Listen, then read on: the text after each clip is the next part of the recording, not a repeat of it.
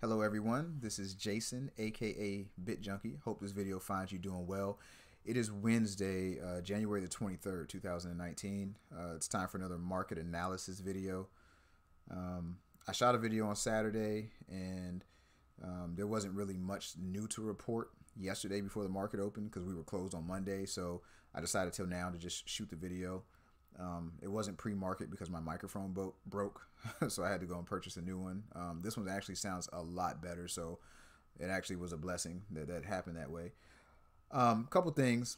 Last couple videos, there's been several views, but we haven't really had a lot of discussion in the comment section. I would love to hear from you guys. Like if you have opinions on my strategy, or if you feel I'm completely wrong or I'm completely right, or you have a different vantage point, feel free to share it with me. I'd love to talk to you in the comment section. I know that my original subscriber group, a lot of them probably are not with this particular content, which is fine. We're going to be rebuilding this kind of from the ground up, but this is something that I love, trading the markets. I love it. I could talk about it 8 hours a day. And so I would love to hear from you guys in the comment section if you're watching the video. And also follow me on Twitter, because what we're going to do every week, we're going to go live. And you'll be able to come in the chat and tell me, hey, look at this chart. And it could be any currency pair. It could be any stock.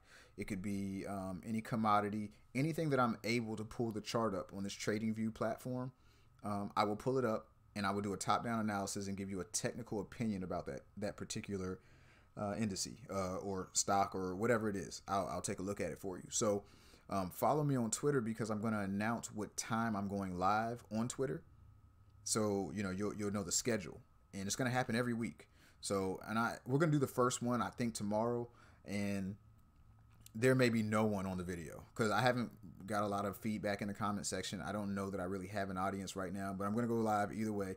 We'll record it. And if one person is on there, then me and that person will go through a couple charts. And if no one's there, then I'll, wait around for a while, and maybe I'll just pull up a couple charts at random or something. I don't know. But we're going to build this thing over time. So follow me on Twitter. It's at CryptoBitJunky, and come and bring your charts, what you want me to look at, and I'll give you my honest assessment of your chart.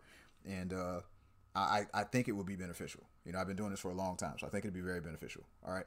So what we're looking at here is QQQ, talking about the market. I told you last week that I would be very hesitant to enter into a buy position on this index or on SPY, because we've reached an area, a zone on the chart where a lot of sellers are going to be entering into the market. And not only are there sellers entering into the market, but a lot of the buyers typically take profit at these areas.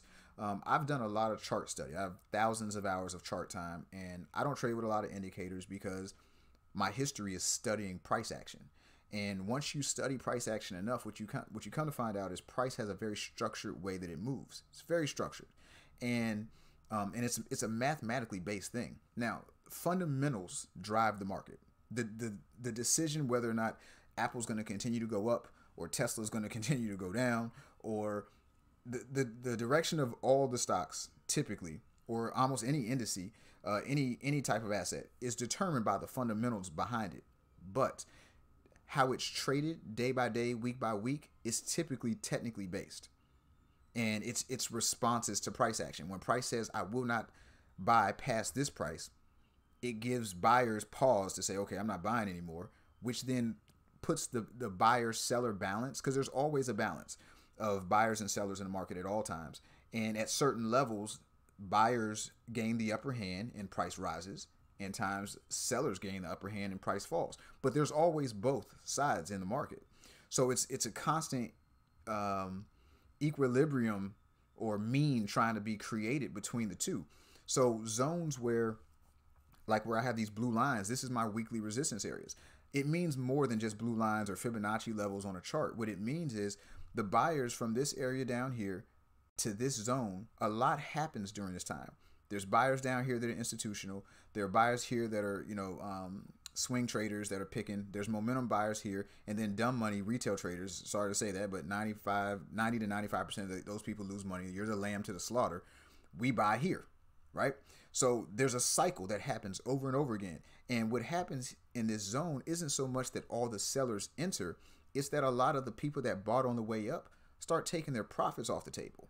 This is the area where the profits start getting taken.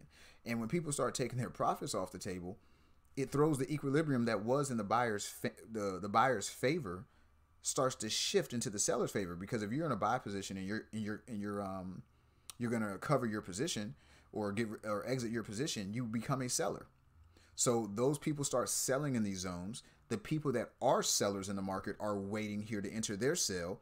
So you have buyers exiting in profit taking. You have sellers entering to actually sell the market because they have a contrarian view. And then it's kind of a domino effect. Then the momentum players that see the selling happen start jumping in. You get a nice long move down. And now the people that bought on the way up here get scared. Fear and greed. Fear kicks in. And they start hopping out and selling their positions too. And it's a self-fulfilling prophecy. But if the people that bought down here, which are typically institutional traders, because institutional traders aren't going to follow momentum. They have price levels, and their decisions are fundamentally based. So they bought at a certain level because they felt it was on sale. Warren Buffett's a perfect example of that. When you feel as though a stock or any type of an asset is undervalued, you have a price level that you're going to buy it at, and you don't really care about the market's capitulation in those areas or the daily movement or the moving average. You don't care about that. You feel that the price it's on sale, you buy it, and you deal with the intraday market fluctuations that are going to come along with that, right? And that's institutional money, and they're the ones that move the market. So if they really believe that this market's supposed to continue up, they will be here to buy in this area when the price comes back on sale again and protect this zone. If they don't, and they felt that the market's down and this is where they're entering, then this thing is going to go further down. Me as a trader, I have no idea what's going to work. That's not my job. My job is to watch the market, study the charts, know the zones where those decisions are made, and have an if-then approach to the way that I trade the market. So when it reaches this area, it doesn't automatically mean I'm going to sell the market. I just know that this zone here is where sellers typically enter and the buying runs out of steam. Historically, you can go back and look at charts. I was looking at charts from 1978 for Walmart on Saturday, and the chart looks just like it does right now. And I don't mean as far as the price action looks the same, but I mean as far as the structure of price, it doesn't change. And back then, they didn't have computers and charting software, and they didn't even really use candlesticks, And how does the chart look the exact same? Well, the common denominator there is the human component. We do the same thing over and over again. We're incredibly consistent. And so by studying the chart, you know that this area is typically where you can put the odds on your side that this is the zone where the decision of what the market's going to do next is going to get made. So if you have a system that gives you a if-then, if this happens, then I do this type of approach, you can put the odds on your favor because this is the zones where those things happen, right? So as a trader, that's kind of what I want to focus in on, is my system is to have an if-then process in the key zones to know what I should do to put the odds on my side. So let's look at SPY. I mean, they look almost identical. Now, this chart isn't the chart that I trade off of. This is my chart that I trade off of. And on the video Saturday, I explained that the way I do my charting is I go to the monthly time frame and I do a top-down analysis. So I identify support or resistance on a monthly level. Then I impose that on the chart. I drop down to the weekly level, and I impose the support or resistance that I'm watching on that chart. And then I drop down to the daily chart, and I trade it off of a daily chart. Okay, and some of the trades actually are entered based off the hourly, but we don't want to get into that here. So I identified that this is the monthly resistance for the S&P. This is the weekly resistance, which means from here to here, there's a bunch of people waiting to sell, and not only people waiting to sell, this is typically historically where moves up run out of steam, which puts the balance of how many buyers and sellers back into the seller's favor. So it's not always just selling that's the problem here. The bears are in charge. Sometimes you just run out of bulls to keep pushing the market back up. It gets tired, right? So this is the zone where this is typically going to happen. So the higher probability trades are mostly going to be sell position trades if you get the triggers. Now, it may push up and continue all the way up, but that's just a lower probability trade historically. And you have to know that. So identifying key zones is very, very important. So I went through my charts and I wrote a couple down just to kind of illustrate my point. And so it doesn't look like I'm just cherry picking any one chart. So let's look at Netflix, and we're just going to run through a couple of these real quick. All right, here's Netflix. Now remember, the red lines are my monthly resistance, and the blue lines are my weekly resistance, meaning or support or resistance, depends on which way the market's going. So I determine the market polarity or the market direction, the bias of the market on each individual time frame, right? And then I impose those levels on here. But here's the key. This monthly level has been on this chart since the beginning of December, right? So we're just now getting into that zone the second week of January. So this isn't something that I'm doing it after the fact. This was already there. So what happened was price, if we zoom out a little bit, price has been coming down, down, down, down, down. Okay. I identified that this is where a lot of sellers are going to be. And this is also where price, if it does run up, could run out of steam. So we had the big move up. Prices reached that zone, and look what's happened. Right? Now, with that being said, the polarity of the weekly chart for Netflix for me has changed from down to up, which means on a weekly level that there's going to be a lot of buyers here. Now, do I know this is a larger time frame thing? So the longer term move has been down. So price could come here and it could blast through here. But I know there's going to be buyers in this area to at least fight it. And I have an if-then plan for this zone. So there are opportunities for me to buy in this zone if certain things happen. And I'll be a seller back up here if other things happen. But it's good to know the areas where the decisions of the direction that the market's going to go are made. And this is what top-down analysis, starting with larger time frames, allow you to basically create a map of price. I know that I'm going to be looking for buys in this area before the market even gets there. And it could be 2 days, 3 days, 4 days. And I update these levels every week. So these levels could disappear. And then I won't be looking for buy anymore. It depends on what my charts tell me. But it's dynamic. So right now, I'm bearish the market daily. You know, I think it's going to be down for the days. I could be wrong, but that's what I think. But longer term or medium term, I think there's going to be a lot of buy-in happen when we go down to test the low. So that's one example of a chart. Now let's take a look at another one. Sirius. There's another chart that I'm looking at. All right, this one's interesting because this was a sell zone. The overall direction of the market off of a monthly chart, the resistance is all the way up here, which means, you know, if this market turns here, it's not going to face resistance, major resistance from a monthly time frame until it gets here. And it may never go there. And if it goes sideways for long enough, then the monthly resistance will change. It will move down here or support will come down here. I mean, it's dynamic. You change it.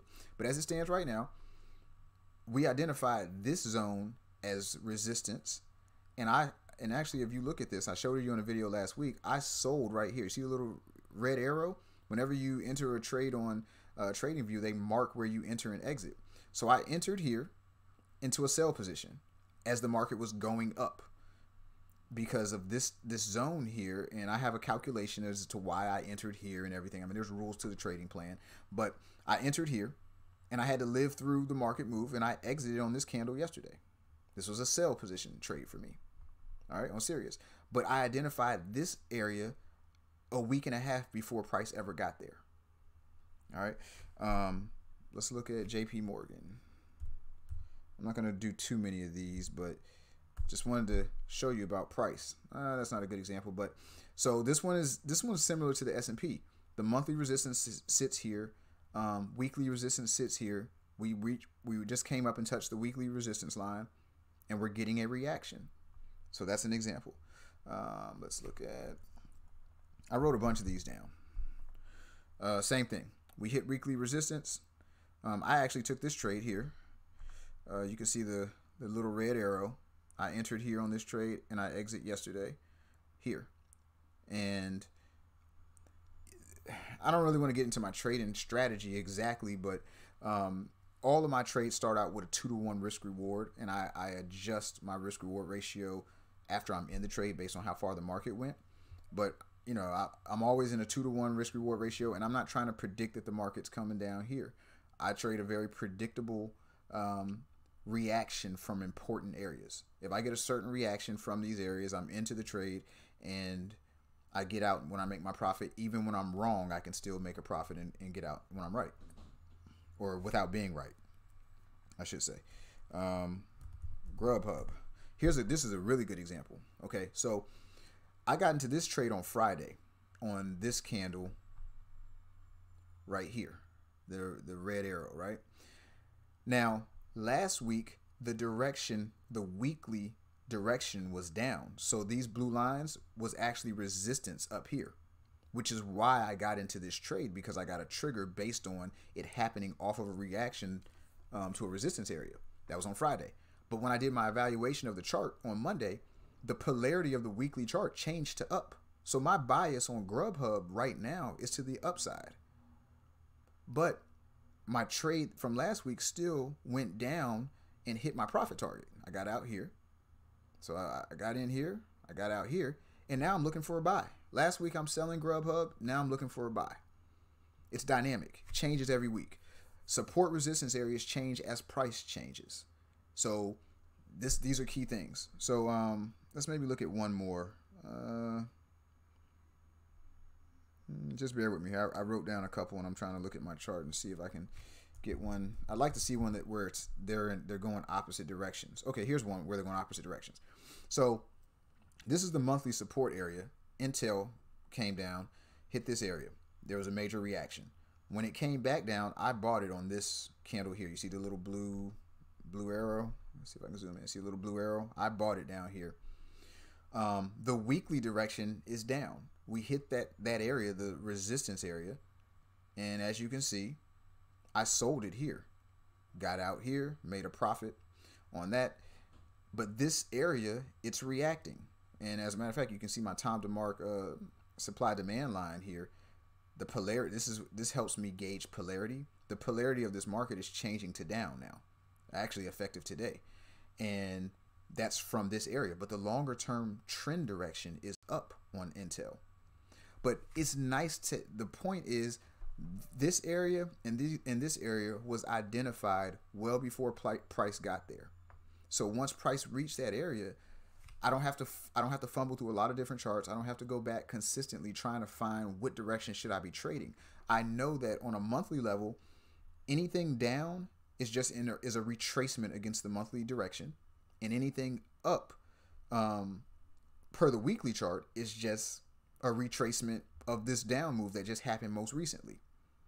And it removes a lot of the confusion from the market. I should be a buyer here and I should be a seller here.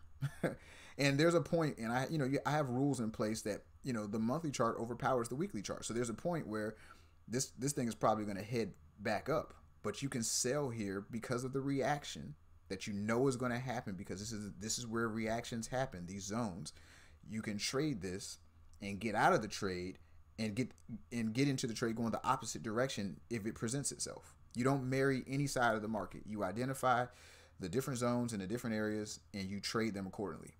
Now, I have 10 different individual types of trades that I take based on a lot of different factors. So it's very complicated, and it's been developed over 10 years. So it's way more information than I could just share with you as I'm doing this video. But it's very key to do a top-down analysis on your charts and look at monthly levels, look at weekly levels, and then look at, and even if you're day trading, this information is very useful.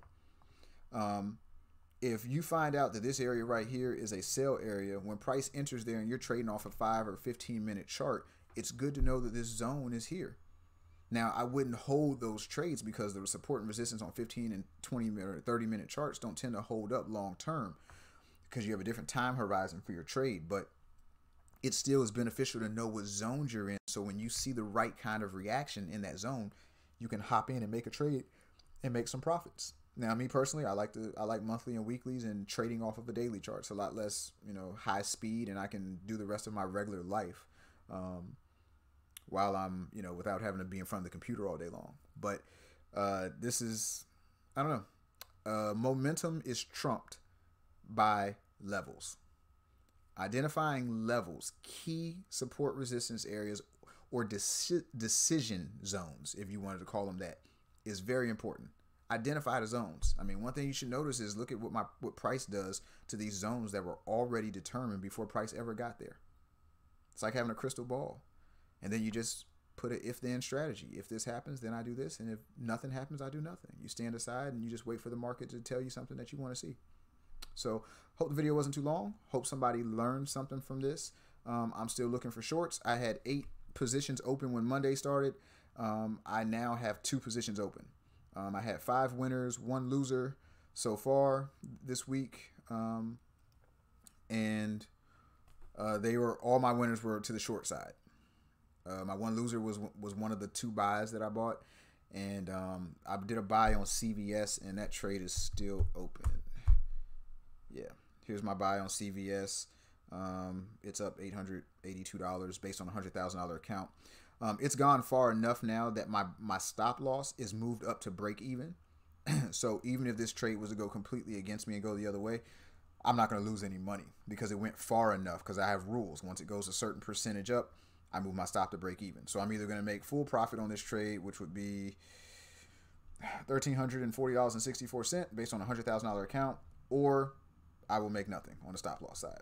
All right, so I may get one of those buys. I think the other buy that I did was, it slips my mind right now, but that one tanked. It was a really bad trade, but that was the only loser of the week. So, so far so good, and I'm looking for other opportunities. But study zone, study price action. It's super important. And I'm not the anti-indicator guy. I'm just, I don't really use them, and I'm pretty successful trading without them. All right, so like the video if you do like it. Subscribe to the channel. Do not forget to follow me on Twitter so we can go live and we can start looking at charts together. And I give you my feedback. You tell me what you think. And we'll get a dialogue going. So it's good talking to you guys, and have a blessed day.